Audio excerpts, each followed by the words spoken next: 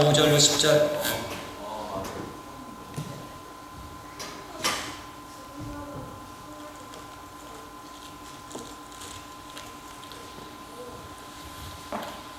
제가 한 절 읽고 여러분 연절 읽도록 하겠습니다. 이는 하나님의 공의로운 심판의 표로 너희로 하여금 하나님의 나라에 합당한 자로 여김을 받게 하려 함이니 그 나라를 위하여 너희가 또한 고난을 받느니라. 너희로 환난을 받게 하는 자들에게는 환난으로 갚으시고 환난을 받는 너희에게는 우리와 함께 안식으로 갚으시는 것이 하나님의 공의시니 주 예수께서 자기 능력의 천사들과 함께 하늘로부터 불꽃 가운데 나타나실 때에 하나님을 모든 자들과 우리 주 예수의 복음에 복종하지 않는 자들에게 형벌을 내리시니 이런 자들은 주의 얼굴과 그의 힘의 영광을 떠나 영원한 멸망의 영광을 받으리로다. 그날에 그가 강림하사 그의 성도들에게 영광을 받으시고 모든 믿는 자들에게서 놀랍게 여김을 얻으시리니 이는 우리의 증거가 너희에게 믿어졌음이니라. 아멘. 잠시 기도하겠습니다. 주신 하나님, 이 시간 하나님의 말씀을 들을 때 우리 마음을 열어주시고 그 말씀에 아멘하여 승리하는 우리들 되게 허락하여 주시옵소서. 감사하며 예수님의 이름으로 기도합니다. 같이 합시다. 치유회복된 세계를 품자.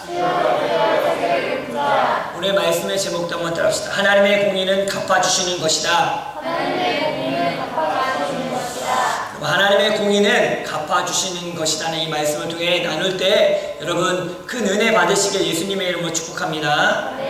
우리 옆 사람 한번 축복할까요? 당신을 예수님의 이름으로 축복합니다. 당신을 예수님의 이름으로 축복합니다. 아멘. 성경을 보면 참 많은 하나님의 이름에 대해서 나옵니다. 엘로힘이라는 단어도 나오고 엘로이라는 단어도 나오고 여호와 라파, 여호와 이레, 여호와 샬롬, 여호와 치드케누, 여호와 느시, 여호와 카드시라는 여러 가지 하나님에 대한 이름이 나옵니다. 왜 이렇게 하나님의 여러 가지 이름이 나올까요? 그것은 죄 많고 연약한 인간을 하신 하나님께서 우리가 이 땅을 사는 동안에 모든 것을 돌보시고 공급해 주시겠다는 약속을 드러내고 있는 것이 하나님의 이름이 여러 가지로 나타나고 있는 것입니다. 모든 것이 막히고 막막할 때 창조주 엘로힘 하나님이 여러분을 도와주실 것입니다. 아멘. 병들고 아픈 우리를 여호와 라파 치유의 하나님이 우리를 치유하실 것입니다. 아멘. 물질의 어려움을 당하고 있을 때 모든 것을 예비하시고 공급해 주시는 여호와 이레의 하나님이 여러분과 함께 하실 것입니다. 아멘. 불안과 슬픔과 외로움이 찾아올 때 여호와 샬롬의 평강의 하나님이 여러분을 돌보실 것을 약속하셨습니다. 아멘. 그래서 하나님의 이름이 여러 가지로 기록되어져 있는 거예요. 내가 여호와 샬롬의 하나님을 만나야 될 때가 있고 여호와 이레의 하나님을 만나야 될 때가 있고 그 하나님을 불러야 될 때가 있다는 것입니다. 그 이름을 부르고 그 이름을 믿고 그 이름을 의지하여 이 땅의 삶에서 승리하시길 예수님의 이름으로 축복합니다. 아멘. 우리 삶의 모든 답이 그리고 삶의 방향이 성경에 기록되어져 있습니다. 그리고 우리에게 말씀하고 있다는 거예요. 그래서 우리는 우리 생각과 방법이 아니라 하나님의 말씀, 성경 내에 기록된 하나님의 말씀대로 끊임없이 물어봐야 됩니다. 하나님, 어떤 것이 우리의 길이 맞습니까? 우리 인생의 길에 어떤 것이 맞습니까? 그 성경을 읽고 듣고 하면서 그 말씀이 우리 안에서 살아 역사하는 그런 일들이 일어나야 된다는 겁니다. 그래서 우리는 하나님의 방법과 뜻대로 사는 사람과 자기 생각과 자기 방법대로 사는 사람들을 우리는 구별할 수 있어야 됩니다. 어떻게 구별합니까? 그 사람이 말하는 문장과 단어를 보면 우리는 이 사람이 하나님의 뜻대로 살아가는지 자신의 방법대로 살아가는지 보게 됩니다. 하나님의 뜻대로 방법대로 살려가는 사람은 말할 때마다 성경에서는 이렇게 말씀하셨어. 그리고 하나님 말씀에 이렇더라. 기도했더니 하나님 이런 감동을 주시더라. 이런 마음을 주셨어. 라고 말을 하고 자신의 기준과 잣대로 자신의 생각에 갇혀있는 사람들은 내 생각에는, 내 경험에는 내가 이렇게 20년 신앙생활 해보니까 내가 뭐 해보니까 자신을 이야기한다는 것입니다. 여러분은 우리의 생각과 우리의 방법이 아닌 하나님의 말씀대로 살아가시길, 그 말씀의 기준대로 여러분 인생을 결정하시길 예수님의 이름으로 부탁드립니다. 아멘. 내 생각과 경험과 가치와 다른데 하나님의 말씀이기에 우리는 아멘으로 받을 때가 있다는 거예요. 그렇죠? 내 생각과 내 가치와 내 생각과는 반대가 되는 하나님 말씀에 부딪힐 때가 있어요. 그래도 가장 소중한 것은 하나님의 말씀이라는 것입니다. 여러분은 어떻습니까? 인생의 모든 답과 길이 성경에 있습니다. 같이 합시다. 인생의 모든 답과 길이 성경에 있습니다. 그래서 성경을 들어야 되고 읽어야 되고 묵상해야 되고 그 말씀을 외워야 됩니다.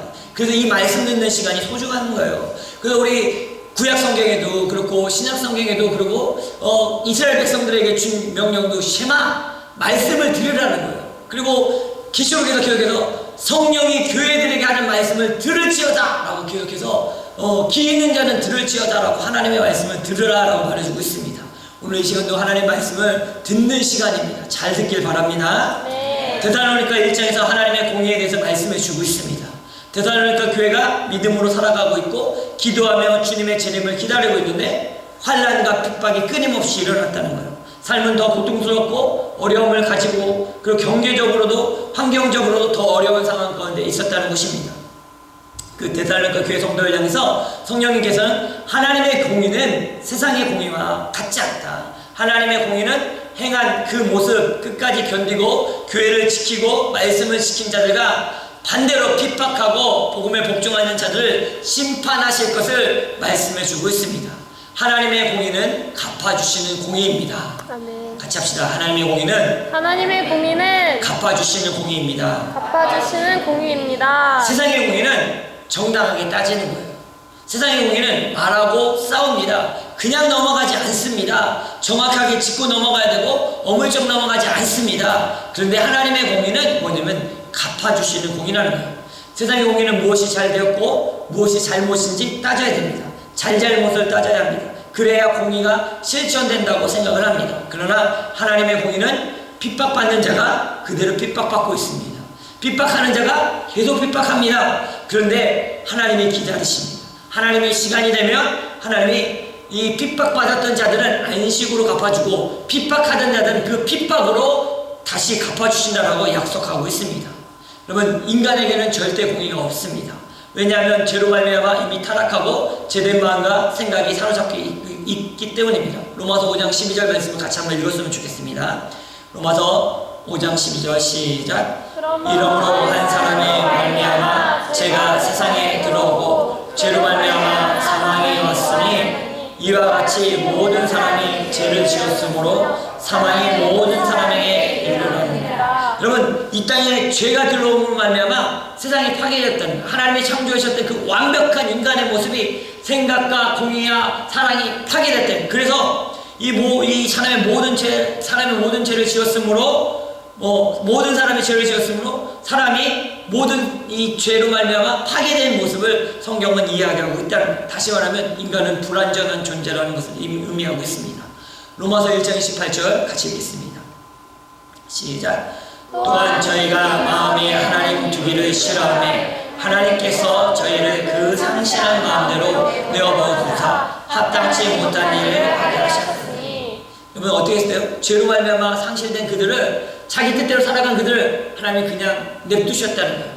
그 상실된 마음, 하나님을 대적하는 마음, 이것을 그대로 냅두었다는 겁니다. 고린도후서 10장 5절 말씀 읽읍시다. 시작. 하나님 하는 것을 대적하여 높아진 것을 다 파하고 모든 생각을 사로잡아 그리스도에게 복종하게 하니. 이거 무엇입니까? 세상의 이론으로는 하나님을 대적한다. 그러나 바로 이 말씀으로는 하나님을 알게 되고 그리스도께 복종하게 된다는 거예요. 다시 말하면 인간에게는 공의가 없다는 거예요. 오직 하나님이 공의로우신 분이십니다. 아멘. 아멘. 아멘. 하나님만이 공의로우신 분이십니다. 아멘. 다시 말하면 그분이 행하시고 그분이 말씀하시고 그분이 이끄시고 그분이 갚으시는 것이 공의로운 거라는 것입니다. 하나님의 공의의 기준이시고 그분이 행하시고 말씀하시는 것이 공의라는 거예요. 그래서 우리는 잘못 생각하면 안 됩니다. 어떻게 보면 우리는 타락한 인간입니다. 선한 것이 우리 안에 하나도 없다라고 성경은 말해주고 있습니다. 그래서 우리는 하나님의 말씀으로 그 말씀 안에서 공의를 따라가야 된다는 것입니다. 그래서 먼저 회개하고 먼저 말씀의 거울로 우리 자신을 보아야 됩니다. 마태복음 7장 1절부터 5절 말씀 한번 읽어볼까요? 같이 읽겠습니다. 시작. 비판을 받지 아니하려거든 비판하지 말라. 너희 비판은 그 비판으로 너희가 비판을 받을 것이요 너희가 헤아리는 그 헤아림으로 너희가 헤아림을 받을 것이라. 어찌하여 형제의 눈 속에 있는 들을 보고 내 눈 속에 있는 들 보는 깨닫지 못하느냐. 보라 내 눈 속에 들보가 있는데 어찌하여 형제에게 말하기를 나는 내 눈 속에 있는 티를 빼기라 하였느냐. 외식하는 자여 먼저 내 눈 속에서 들보를 빼어라. 그 후에 밝게 보고 형제의 눈 속에서 티를 빼리라. 이 말씀을 읽을 때마다 저도 상당히 많이 찔립니다. 왜냐면 이게 점점 저 나이 먹어가고 신앙생활 오래 하고 뭐 성경도 보고 신학적 책을 보다 보면 지식이 많아지고 아는 게 많아지고 또 나이도 많아지다 보니까 이게 판단하게 돼요. 너는 뭐가 잘못됐고 너는 뭐가 잘못됐고 넌 이렇게 해야 되고 이런 게 그냥 자동적으로 생깁니다. 근데 성경을 읽어보니까 비판받지 않냐는 것은 비판하지 말아요. 먼저 내 눈 속에 있는 들보 큰 전봇대 같은 그런 나무를 빼내야지 남의 눈에 있는 작은 것 보고서 뭐라고 하면 안 된다는 거예요. 사랑하는 성도 여러분, 우리가 주변에 있는 사람 보면 그냥 판단이 되어지죠. 이 사람 뭐가 이렇게 했으면 좋겠어, 저렇게 했으면 좋겠어. 근데 성경은 내 자신을 먼저 돌아보라고 말씀하고 계십니다. 회개하고 주님 앞에 우리가 온전히 먼저 쓰는 자들에게 예수님의 이름으로 부탁드립니다. 네. 공의는 하나님의 갚아주심을 믿는 거예요. 그래서 남을 보고 비판하거나 말하거나 정죄하는 것보다 먼저 내 자신을 보고 내 자신을 살펴보아야 된다라고 말해주고 있습니다. 아멘. 여러분 이렇게 우리 부흥회 끝나고 나서 이렇게 아멘이 이렇게 강력하게 해주니까 너무 감사합니다. 설교하는 저도 힘이 나는데 아멘을 함으로써 여러분 그 말씀이 이게 제가 전하는 말이 아니라 하나님의 말씀에 아멘하는 거잖아요. 그 말씀이 여러분 안에서 역사할 줄로 믿습니다. 네. 너무 좋습니다. 자, 첫 번째 하나님의 공의는 갚아주시는 것이다. 하나님의 공의는 갚아주시는 것이다. 1장 6절과 7절 다시 한번 읽읍시다. 시작.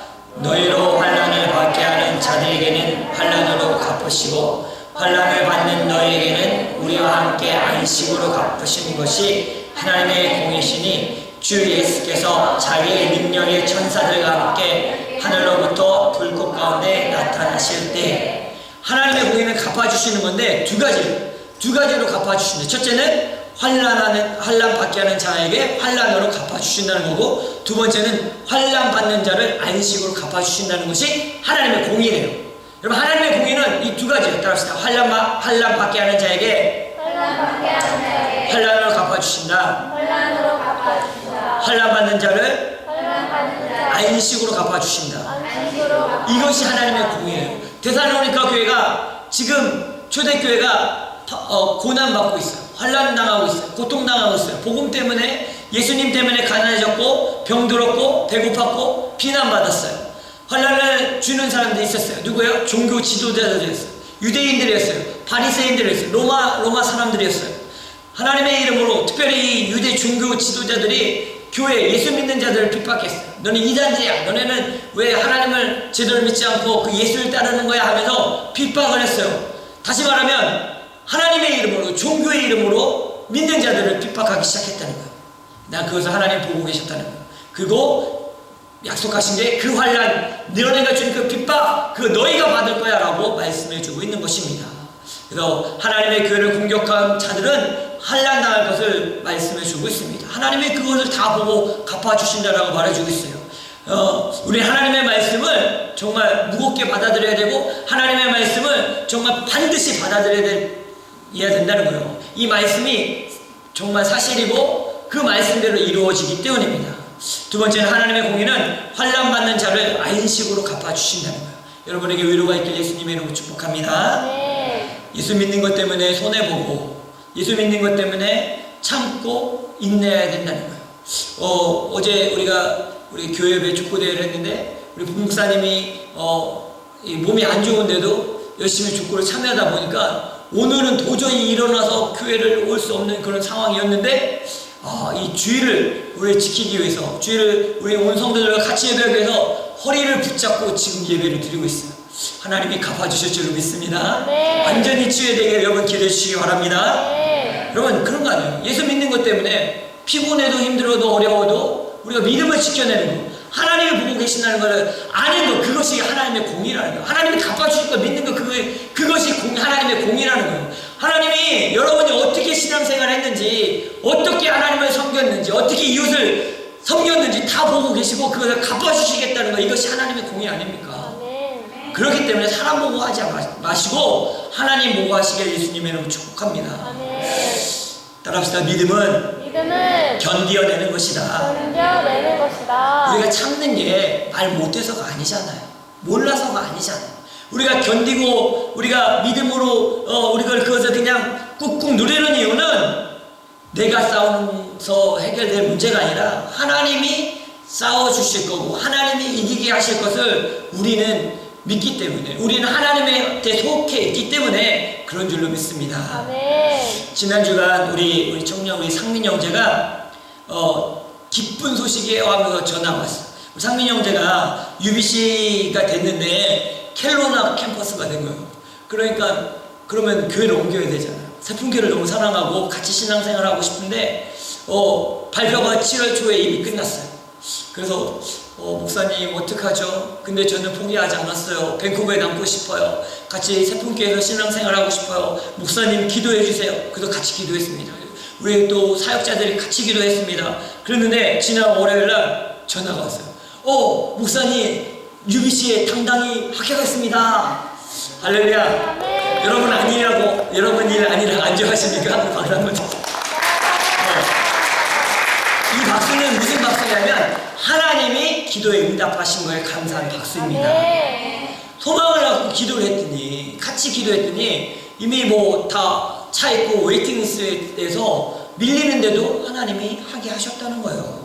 하나님 그 마음과 기도를 다 보시고 하나님이 갚아주셨다는 거예요. 이것이 하나님의 공이 아니에요?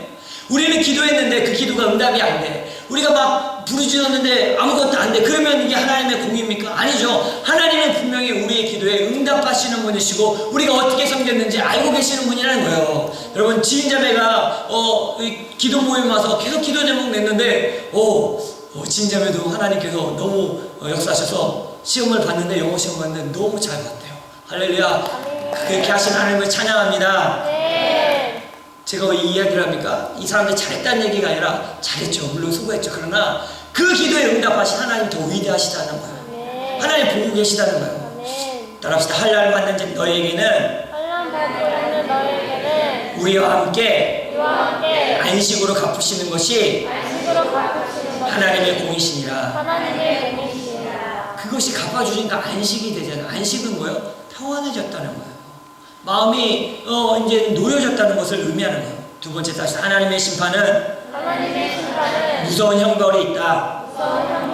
8절과 9절 읽을까요? 시작. 하나님을 모르는 자들과 우리 주 예수의 복음에 복종하지 않은 자들에게는 형벌을 내리시리니 이런 자들은 주의 얼굴과 그의 힘의 영광을 떠나 영원한 멸망의 형벌을 받으리라.